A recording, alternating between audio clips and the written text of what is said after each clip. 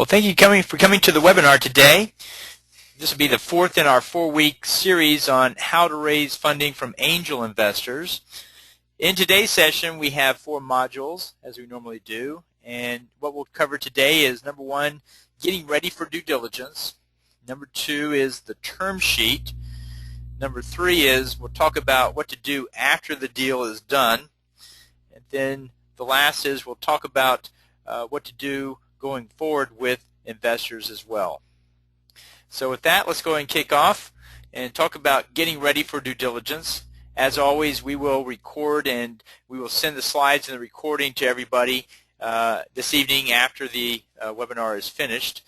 And if you have questions along the ways, by all means, go ahead and type them into the questions box there on your screen, and we'll stop from time to time and answer those questions that come up.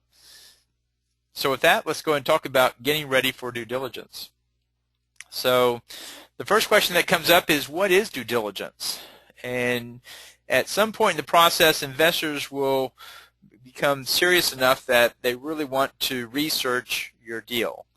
And this research process is called due diligence. And due diligence by angel investors can vary widely. Some angel investors do a tremendous amount of due diligence, and then others do just a very little bit. So you don't be surprised when one angel wants to know everything and the next one doesn't want to spend much time on it, and that's just the nature of angel investors. But in general, angel investors gravitate very quickly to what they perceive as the risks in the deal. If they think it's going to be hard to sign up customers, they'll be looking at the sales and marketing process. If they don't know who the team is, they'll be spending a lot of time trying to understand the capabilities of the management team. If they're not sure the product is going to meet the customer's requirements, they're going to be looking at that aspect as well. And so what you'll see is different angels will perceive different risks, and therefore they'll focus on different things in your deal, and there may or may not be a common thread from one to the next. And so some of the key areas that they will want to look at is, number 1, they'll want to talk to the management team. And so what they'll want to do is they'll want to interview all of the management team members. In some cases, they'll verify any resume information and see what's on there. And some angels will go and call references back to find out more about them and see what they can learn from it. And then some angel groups actually run background checks on startup companies. They'll run a background check on the CEO or the C-level executives to see what may have gone on in the past. The other thing they look at is the market demand. They start to look at the marketing operation, and they're trying to figure out how many leads you're generating, how easy is it to generate, how much more can be generated. They'll go out and they'll talk to potential customers or prospects, and they'll look at the lead generation program. Others will go and want to look at the production facility itself. If you're making a product that's very hard to build or could be challenging to build in a cost-effective or a timely basis, they will want to actually see it, your production facility in operation. Others will believe that competition is the key one, and they'll be researching stated competitors and coming to you saying, well, how are you going to be competitive against this group or that group? And they'll be challenging your assessments as you go forward. They'll also want to look at any liabilities and any outstanding litigation that may be with you or the company. So they'll look at your entity filing, see what's there. They'll want to look at patents and any other points of intellectual property that are out there. And then they'll also want to look at non-disclosure, non-compete agreements with employees. In most cases, entrepreneurs typically do not have non-disclosure or any non-compete agreements, and the investors will ask you to put those in place. So if you would like to go ahead and head that off and you think that's a good business practice for your business, you might as well go ahead and do some of that now if you want.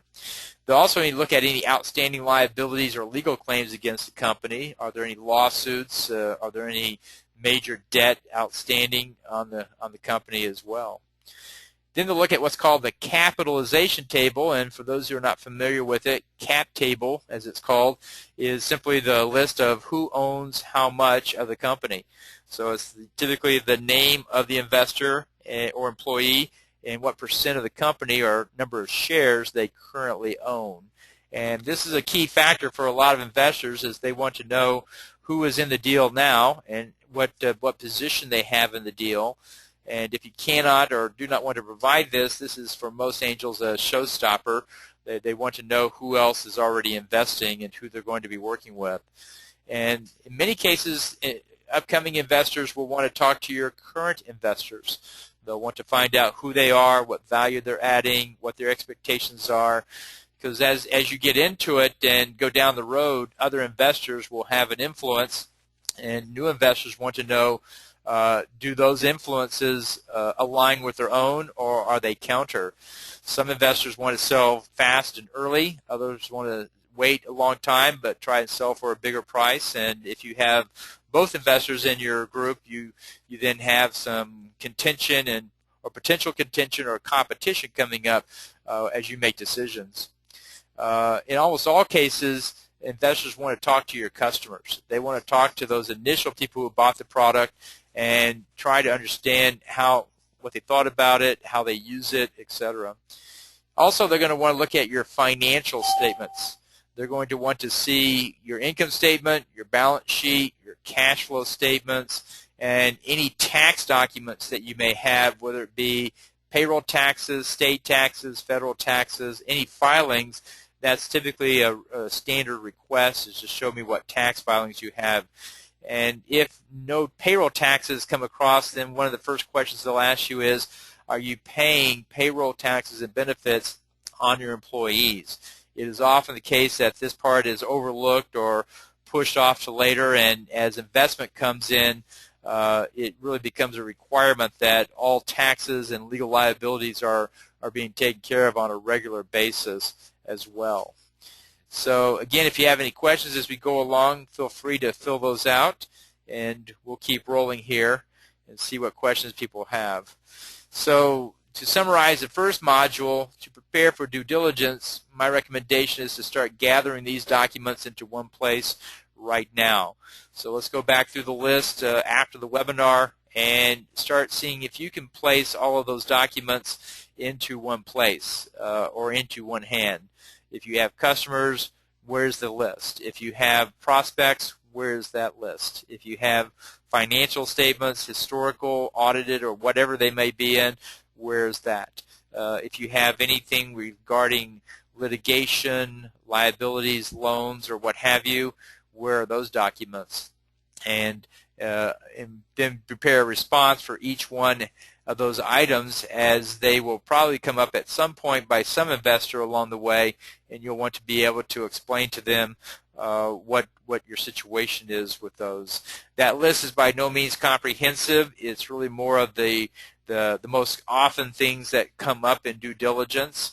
Anything that the investor thinks is important is fair game, and they may bring up a lot of things. Oftentimes, angels come in with the quote-unquote checklist, and they found a checklist on the web, or they've got it from a friend, or they found it from an association, and the checklist will ask you to put out a lot of things that may or may not be relevant to your business, but as part of their process is to go through the checklist. The challenge with checklists is that often they strive to be very comprehensive, but they're not always relevant. The Angel Capital Association Summit has a checklist that's 11 pages long. If you were to go through every item on that list, you could spend a fair amount of time and effort to put that together. One thing you can do for due diligence is to, as you gather these documents, both in soft copy and hard copy form, put them into one place. As a best case practice, I've seen some entrepreneurs actually gather all of these documents into a website. And with the right password, an investor can log in and go and look at all of these documents. And then you don't have to actually physically transmit them. You can actually just place them online or send them a Dropbox account, and they can actually have access to these documents. So you may also want to think about doing a soft copy version of everything that comes up and continue to put it into the package so you don't have to be shuffling papers around. And by putting it on a website, there is some risk that it gets into the wrong hands, but for the most part, with password protections, it's non-disclosures, the information is very easily sent out to a broad number of investors that way. So let's see if we have any questions at this point. So let's go and see what questions are coming up here. So if you could just go ahead and type in any questions, and we'll see what we can do on those here that we have coming up.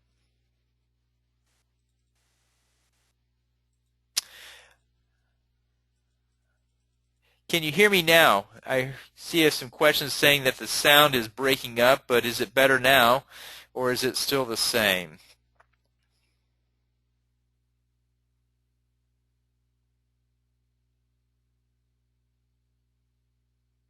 Okay, so it's getting better now. All right. I don't know what it was, but if for some reason it doesn't come up very clearly, the recording that we have will certainly be here, and we'll actually fill in any gaps that may come up through the process as well. So we'll certainly send you the recording and the slides afterwards, so you'll have all of this on your desk in order to go back through and review all of this as well. So just to look at the questions that are coming in, the first question is about competition. How many competitors should you actually list? Well, my rule is you pick the top 5 competitors. You don't pick every competitor out there. You pick the top 5. Just because people can't deal with more than 5, and typically the top 5, your most challenging competitors are the ones to worry about the most. It's not everybody else. It's just the ones that are closest to your segment, are most similar to your situation. And so those are the ones you want to put out there first, is just the top 5. And you want to show a fair amount of knowledge about the competition. You want to know what their price is, what their channel is, who their team is, what their focus is, what they don't focus on, what their strategy is, what their typical game plan is, and you want to demonstrate a knowledge of the competition that shows how you are going to not come up head-to-head to them, or you're going to come out in a different place from your competition. But it's not necessary to list 100 competitors. You just have to list the top 5 and talk about how they represent the competition in total as well. Next question is market demand. How do you know what the market demand is? I think the key there with the market demand is to demonstrate that there's a standard repeatable process for generating customers and sales. In other words, there's a way or mechanism that you're generating leads out of the web or through some selling process that shows that there's plenty more where that came from, and that there's a strong demand here, and you've got a process that efficiently converts non-interested people into interested leads who will then turn into customers. So you don't have to actually point to a target market or a size of market.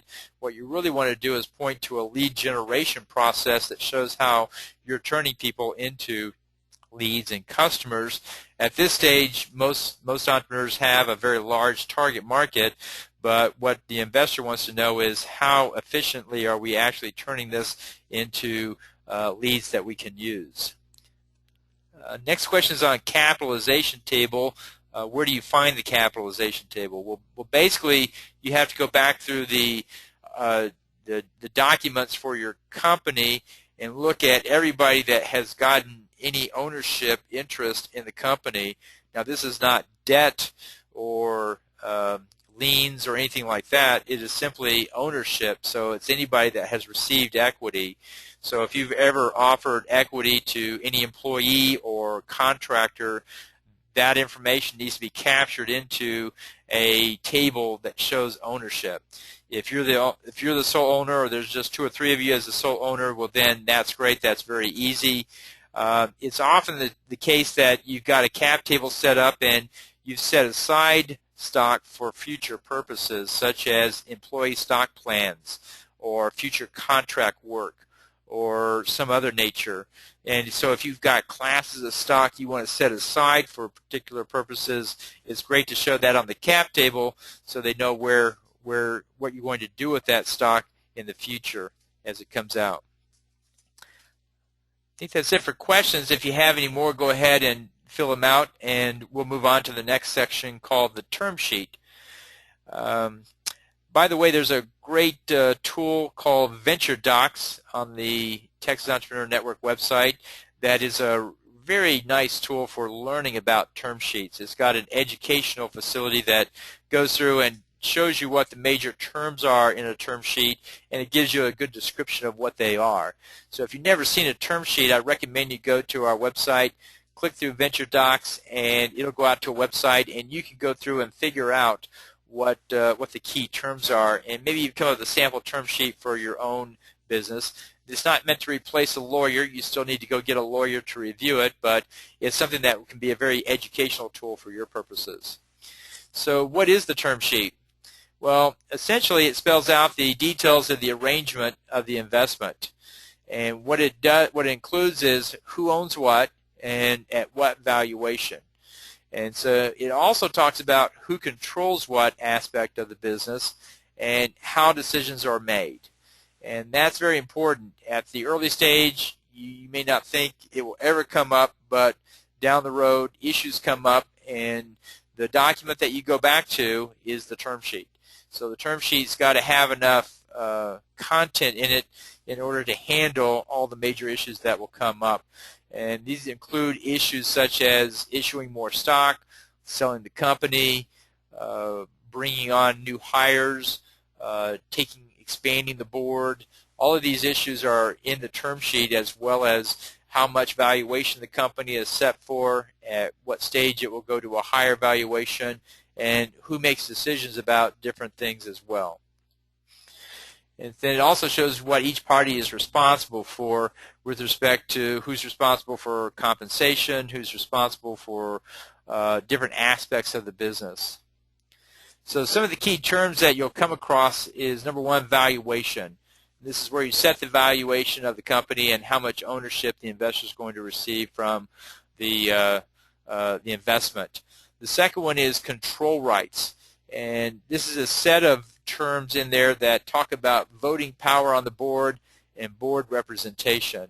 So oftentimes you'll see in the term sheet that you need a majority of board members or you need a supermajority of board members in order to pass a decision. So if you want to go raise more funding, it's often the case that you need a majority decision among your board members in order to go do that. And so it just shows how control is spread around and who can help make the decisions about major issues with respect to the company.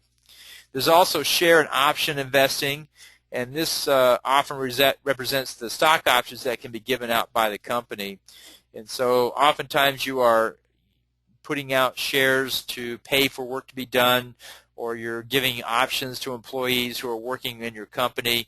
And so how much and what the vesting schedule is and at what price and other issues are all set forth in the term sheet that you have here. There's also key terms like a liquidation preference, and you'll see this come up a lot in term sheet. And this means investors get paid first from any proceeds, with the remaining amount divided according to the proposed equity split. So if you have a 2x liquidation preference in your term sheet with your investors, and then there's a liquidation event of a certain amount, the investors get 2 times their money back first from whatever proceeds come. Whatever is left is then divided up pro rata according to the ownership of the company. So if you own half and they own half, well, the investor gets the first two times their investment out of the deal, and then you will split 50-50 the rest of what is left with them. And this is incentivized. This is meant to incentivize the entrepreneur to have a fairly high exit as opposed to just any exit to get out of the deal. Just any exit will put mostly the money into the investor's pocket and not into the entrepreneur's. You have to have a very nice exit in order to get something out of the deal. The other key terms that you'll see coming up are things like drag-along rights. And what that means is that provisions that require minor shareholders to go along with the major shareholders. So if the major shareholders want to sell the companies, the minor shareholders have to go along with it. A small investor cannot control the deal. It'll be controlled based on those who have put the most money into it, is what that usually does. There's also called pay-to-play provisions, and that requires investors to continue investing to maintain their equity position. And so as the company goes out to raise more funding, current investors will be required under these terms to continue to invest in order to maintain their ownership. It is often the case as you go through subsequent rounds that small investors or investors who do not pay up again are quickly squelched out of the deal. Their ownership drops dramatically to very little because they didn't continue to invest in the deal. And so that's, if you have pay-to-play provisions in your deal, that's going to help you on one hand find investors who are willing to write more than one check, but at the same time it's going to reduce the number of investors that you can bring into your deal. Then there's a third term called protective provisions, and this means the founders cannot do something without the consent of their investors. And issues such as raising a future round of financing or selling the company, typically that comes under protective provisions.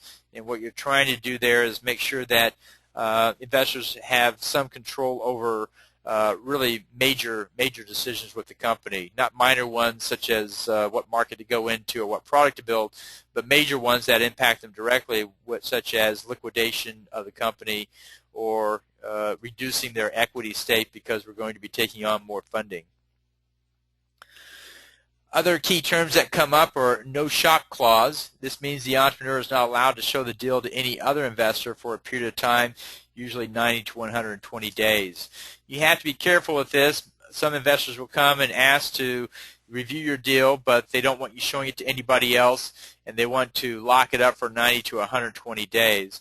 And that's a fair amount of time to not be able to show it to any other investor or engage in any other interactions while someone's doing due diligence. So you have to make sure that the investor is really serious about this before you sign up for a no-shop clause, because it basically puts you in a standstill position on fundraising for a substantial amount of time. So what to do next? Well, because everybody's situation is different, about the only thing I can say to do at this stage is you need to make sure that you're in touch with your attorney. Venture Docs is a nice tool for working with understanding terms and what the key terms are. There's really only about 5 to 10 terms that come up in most deals, and the ones we've just talked about are really the major ones that you want to think about. There may be more that some investors want to put on the table. There may be more that you want to put on the table based on the advice of your attorney, but you'll need to go get with your attorney to really figure out the specifics of your case, because in a general session with general discussions, we can only get so far with it. And so at this point, we need to go talk to the attorney as well. So at this point, let's see if you have any questions. Let's stop there, and if you could type in your questions, we'll see if we can answer those as well.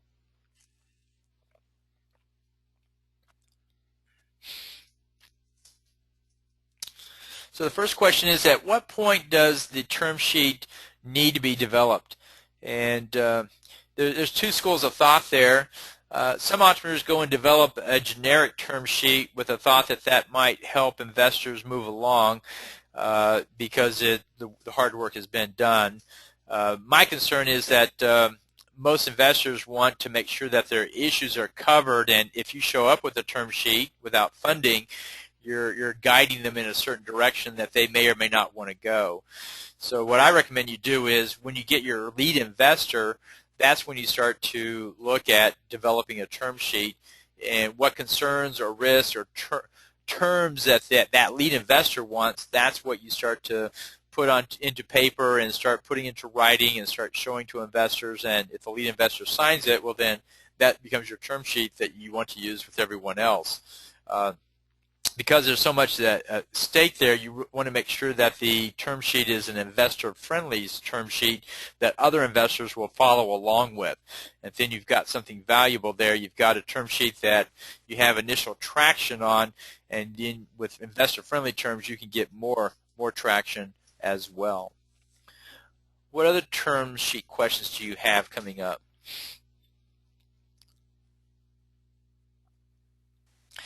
The next question is on control rights. Who decides who's on the board?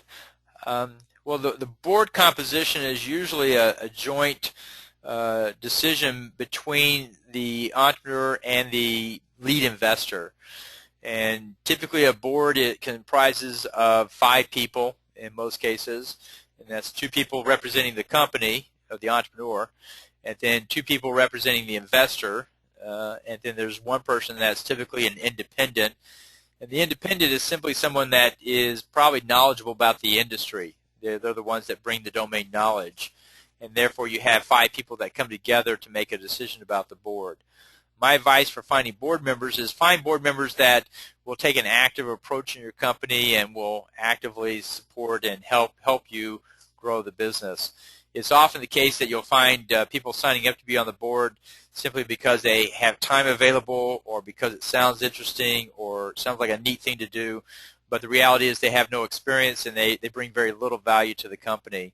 And I look at the board seat as an opportunity to bring more management skill, more context, more of a Rolodex into the company, and so you certainly want to fill it with people that can help you as opposed to people that are simply check-marking the box that needs to be check-marked for legal requirements. That's the questions we have so far, but as always, if you have questions, feel free to click on the box and fill it out, and we'll answer them as we go along. Let's look at the third section, which is called Closing the Round. So at some point in the deal, you'll have a lead investor and you'll have investors who are interested in the deal. And they'll have what is called hard interest, which means they are ready to write checks. You'll have some people that will have soft interest, and they are interested, but they're not ready to write a check. With soft interest, you always want to get a ballpark figure of what they're thinking of. Somebody will say, well, I'm interested, but I'm not sure yet. The question to ask is, well, how much would you consider writing a check for, or what range would it be in, just to get a number on it and start to understand where they are. And then the next question is, what are the concerns or issues you have at this stage before you write a check?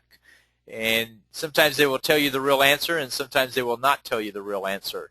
Sometimes they may be concerned about the management team or the product or the risks in the deal, but what they'll say is, I'm just waiting to see what other people do. So oftentimes when you ask that question, you may or may not get the full story back. And so what we do at this stage is we're looking for the lead investor, as we said a moment ago. And the lead investor leads the negotiation and he basically sets up the deal. And they're typically making a large investment into the deal. If somebody comes along and wants to write a $25K check and they happen to be first, that doesn't mean they're the lead investor. In fact, a $25K check writer should not be the lead investor in your deal. You really want somebody that's writing a larger check, $100, $150, $200K. This is the one that's writing a check for your deal, and they're the ones that are taking the lead on it and putting it together. And they're the ones that are going to do the initial due diligence. So they're going to have a checklist, or they're going to ask questions, or they're going to look at documents. And as they do that, you want to go through and capture that information to show to follow-on investors later. But the lead investor is the one that goes first, and they really pave the way for other investors to follow. And the lead takes the additional risk because there's no guarantee that other investors will join. The first investor into the deal could be the only investor into the deal, and lead investors know that all too well. And so they will be slow to write a check as the first because they're looking for other support to come in to be a part of it as well. And they will also have to do the majority of the due diligence work because they're the only one in. Other people may say they want to help, but no one's going to be doing the work that these guys are going to be doing in checking through the documentation and going through the negotiations and helping set the valuation for the deal. So as you go through the pitch process, you need to be looking for a lead investor. And you're always asking the investors that you meet what their interest in the deal is. And you're looking for somebody that has a strong interest in your deal to be the lead. You don't want someone that's only casually interested, or they might want to do it because at the end of the day, casual interest they will probably not write a check, and they probably won't spend the time to do a proper due diligence on it. They have to have a strong interest in it to make it go forward. And you always want to keep 3 or 5 potential candidates in mind as you go along as potential leads, and because things come up that your first choice may not work out. They may not want to do it. And so you have to be able to go to other people to be the lead investor, and you may find down the road that another candidate may be better positioned or suited to be a lead investor than the one you originally thought about. And so you don't want to promise anybody to be a lead investor. You just want to talk about the possibilities and what it's about until you know for sure that you've got the right one. Now, because there's additional work and risk, you may want to compensate the lead investor with better terms. And ways you do this are offering stock options to those who are the lead investor, offering more warrants, or offering a better set of terms than other people will get. Oftentimes you can do this by putting people on the board and then compensating the board. So lead investors who come in and did extra work, you can find a way to compensate them for what they're doing. And you need to compensate them because the lead investor is doing additional work, and nobody wants to do additional work unless there's additional compensation. And so as you said before, it could be additional equity, it could be board seats or options or something like that. Now, if there's no lead, what we need to do is go through and see if we can take all of the investors. It's often the case you have 5, 10, 15 investors at some point that are interested in writing a check, but nobody wants to go first. And so what you can do is go to the group and say, okay, well, collectively, if everybody writes their check, we'll put it into one pool, and when we have enough money, then we'll go through and actually execute on it. And so you set a minimum. So if you're trying to raise $500,000, go to your investors, say, well, if you all put your money in, when we get to $300K, we'll then put this money and go forward with it. Sometimes investors are okay with that, even if there's not a one physical lead on it. There's enough interest that if you get enough of them coming together, they'll feel more confidence and more comfortable with the deal because they now see that they're not the only one in the deal. So you create a sense of urgency by announcing an initial close. You go to your investors and saying, our initial close is going to be at the end of this month. We need to have you sign the docs and write your checks between now and then. We've talked to several investors and have a sample term sheet, and here's what they come up with. Please review it and let me know any changes you may have. And then you send out all the documents to the interested investors. And this sometimes catalyzes investors to go and sign it because there's a deadline, there's a due date, and they know they need to get things done by then. Once you have that initial raise done, maybe you're raising 300 out of the 500, you've got the first 300 and some number of investors in, you then go to the other investors who are not yet in the deal and say, well, we've closed 300 of the 500. The document's already set. The due diligence is already done.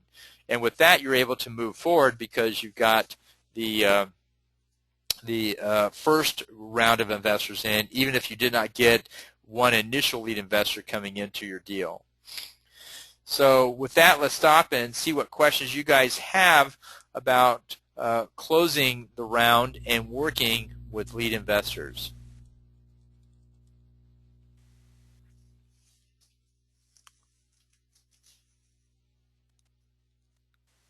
So the first question is how much do you compensate a lead investor?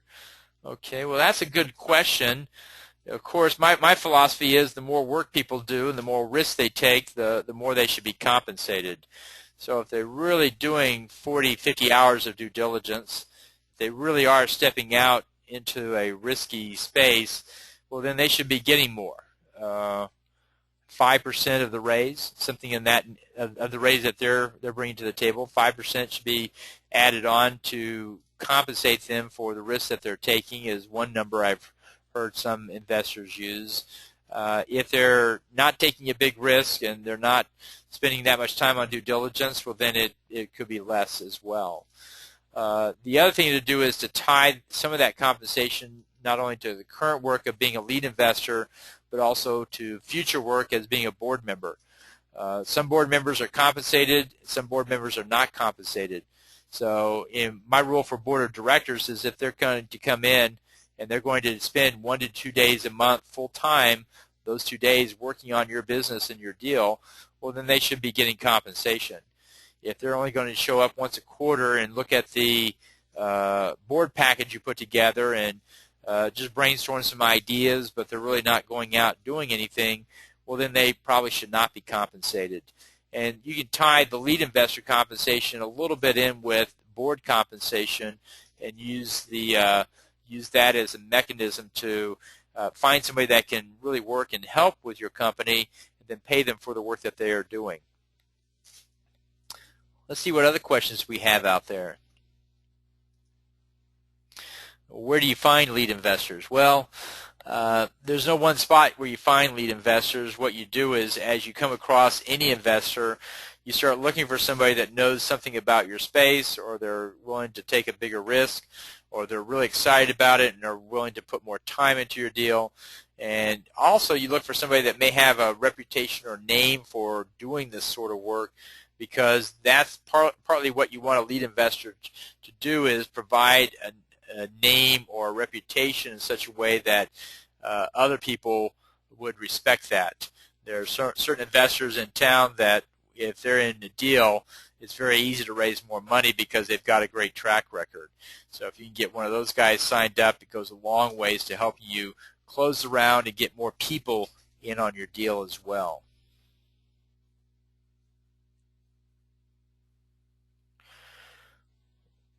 What's the role of the lead investor besides writing the check and doing due diligence? Well, if you can get the lead investor to do more work, that's great. Typically you cannot. So really you're just simply leveraging their name and their reputation. Oftentimes the lead investor will shop the deal out to some other guys and other investors. So to the extent you can get them to invite other investors into the deal, they'll do so. That'll be great, but they typically don't do much more than what they're doing for the core part of the deal. So I don't know if you can get much more out of them than that.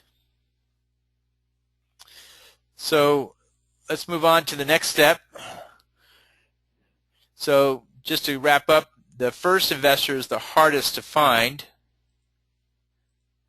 and as investors sign up, what you'll find is that the process gets easier and easier as you build momentum. So let's go on to the next section called After the Deal is Done. So here we have information rights. So after you've signed up the deal, the checks are written, the documents are signed, and realize that's a 1 to 2 month process all by itself. The lawyer will need time to draft the documents. The investors will need time to review the documents, and getting people to sign the checks and sign the documents will be a process all unto itself. What you do after that is you basically look at what are called information rights. And in the term sheet, the entrepreneur owes regular reports to the investors. And the frequency and format really depend upon the entrepreneur and the investor's needs. The standard is once a quarter, a document is mailed to the investors that have the financials and a write-up about the performance of the company. That's the standard. I've been an investor in startups where we can't wait for a quarterly report. We were meeting every week to see how things were working out. Decisions had to be made. The CEO needed support and coaching. So it's often the case that you've changed the frequency of these reports to match the needs of the company. If you're in crisis mode where you're about to be shut down, it may be that you're meeting every day or you're calling every day to talk about it. So realize you change the frequency of these to what meets the needs of the company. Some entrepreneurs like to do these deals in person. Some like to do conference calls. Some like to do webinars. Whatever you're comfortable with, you're welcome to set that up. The key is when the investor signs the check, you as the entrepreneur need to figure out how are we going to more efficiently communicate the information and set this up.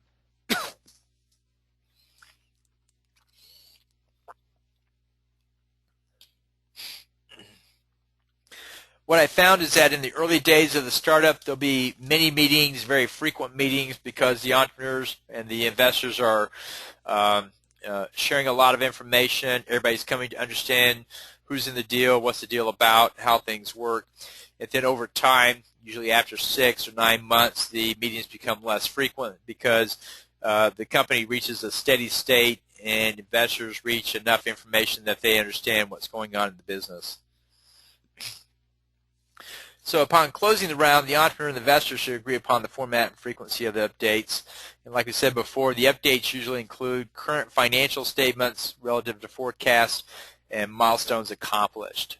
And typically it's a one-page write-up, and it's a set of financial statements that show that. And then they also often show the plan for the coming 12 months. So there's some visibility going out as to what the expected financial performance will be. The next step is you build a board. And this is the board of directors. And the purpose of the board is to oversee the operations of the company. So the role and responsibility. The board has a fiduciary responsibility, and they oversee the CEO, and they can potentially fire the CEO.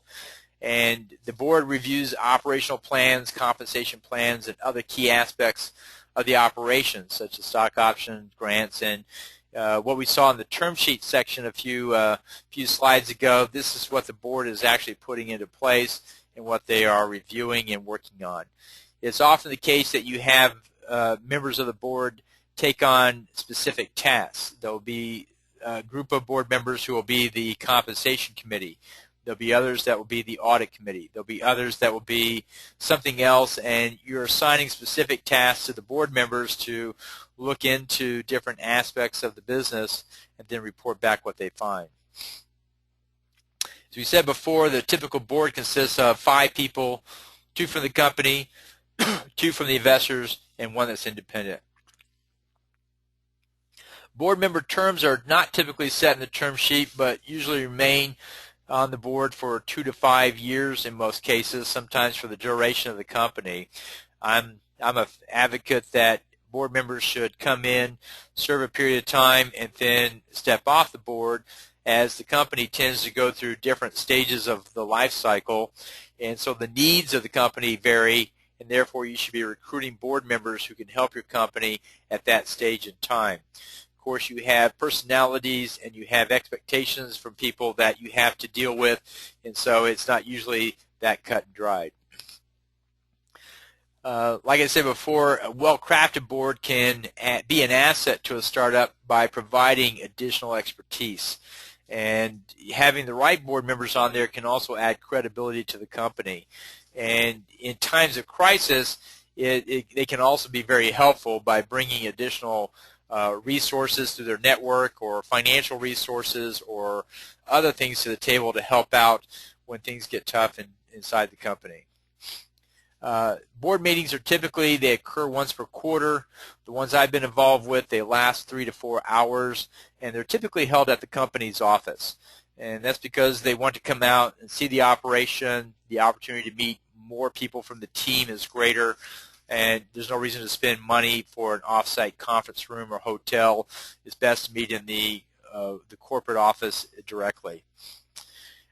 Preparing for the board meeting usually requires preparing a package of information with the latest financials and the review of operations, which includes sales forecasts and other notable items such as changes in the team, people who have come, people who have left, any changes in the operations that are major, such as opening production or outsourcing capacity. These are items that are put into the board package as well. My experience is most entrepreneurs spend at least 1 full day preparing a board package, and so when you get ready for a board meeting, realize you're going to have a fair amount of time that you have to put into it in order to run that board meeting. So the last section we want to talk about is, when do you stop pursuing funding? And the short answer is, well, you never stop pursuing funding.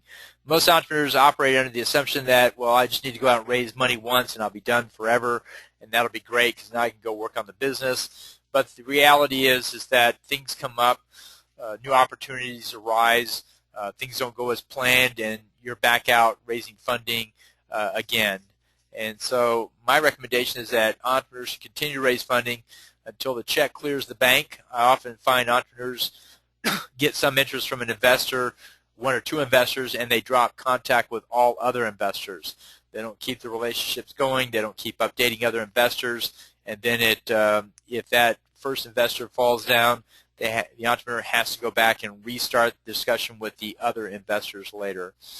But after the funding round is closed, most entrepreneurs drop all contact with the investor prospects who are not signed up in the round.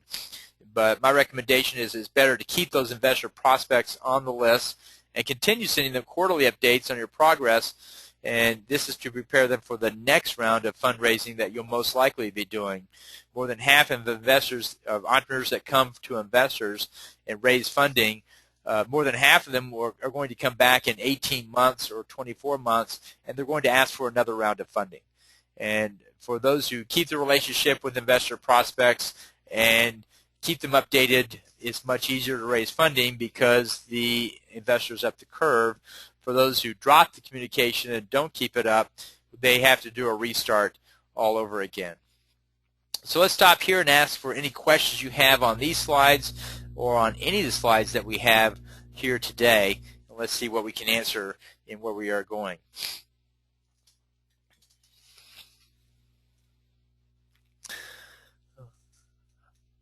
Okay, does the board members, do they have to be investors in order to represent the investors? And the answer is no.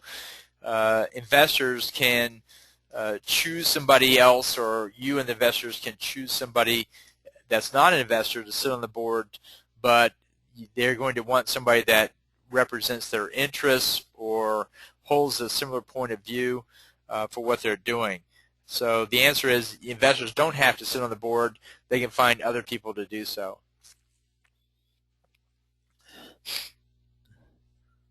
Let's see. Is there a standard template for board meetings? I've not found a standard template for board meetings out there, but if we just go back through the list of items, financial statements, sales results, a review of the operations, and typically that's sales, that's marketing, that's operations or product development, that's logistics or general administration. There's kind of a standard list of things that are going on in your business. If you just use those as categories, that's typically the format for what you're putting into a board package. Can you tell me more about the companies that are coming back to raise money in 18 months? I guess the most common thread I hear of people coming back to raise money 18 months later is that things took longer to come together than we thought. In other words, they thought sales would ramp up higher than they really did.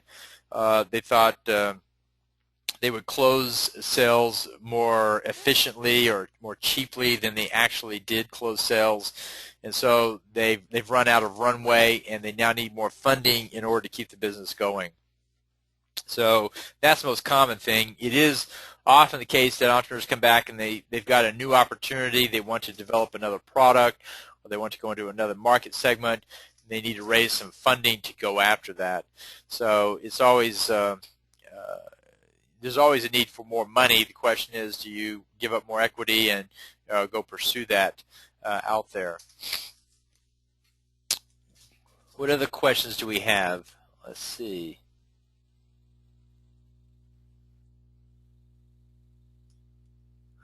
What's the advantage of a face-to-face meeting with the board rather than a conference call?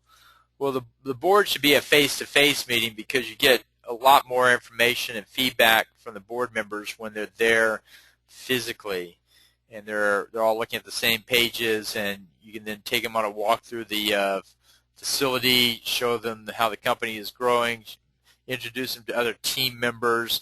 You can have other team members come in and do short presentations to the board or updates to the board about their area, and that can be very helpful to build more awareness about the company, the people, and what's going on in there. So usually the board meetings are usually face-to-face in order to show them what's going on, and to expand their knowledge of it is a key thing. All right, next question is, where do we find the term about information rights? Well, there's a website called the National Venture Capital Association, NVCA, and they've got a set of model documents out there, including term sheets, that you may want to look up. And there you'll see a nice description about information rights and some sample language you can use. The reality is that what's written in the term sheet and what the entrepreneur and the investor do are not always the same thing. Just because it's written in the term sheet doesn't mean that's the best thing for the company. What you need to do as an entrepreneur is go meet the investor and come to an agreement about what was the best way to communicate the information. Of course, a written report is key, but is this going to be a conference call, a face-to-face meeting, a meeting at our facility, or is this going to be done in some other format or method, but find a way that works for both the entrepreneur and the investor. Are there any other questions? That seems to be the ones we have so far. If you have any other questions, go ahead and type them in now. If you think of questions later, by all means drop me an email. I'll be glad to respond back to it. And if you'd like to set up a conference call offline, I'll be glad to set up a call with you, and we'll talk about your issues in particular. This is the fourth of a 4-week series. I will send you the slides and the recording later today, and I look forward to your questions afterwards to see what we can do to help you raise funding for your business and get up and going. With that, let's go ahead and sign off for now. Thank you guys for coming and spending your afternoon with us, and we'll go ahead and close it out at this point. Thank you so much.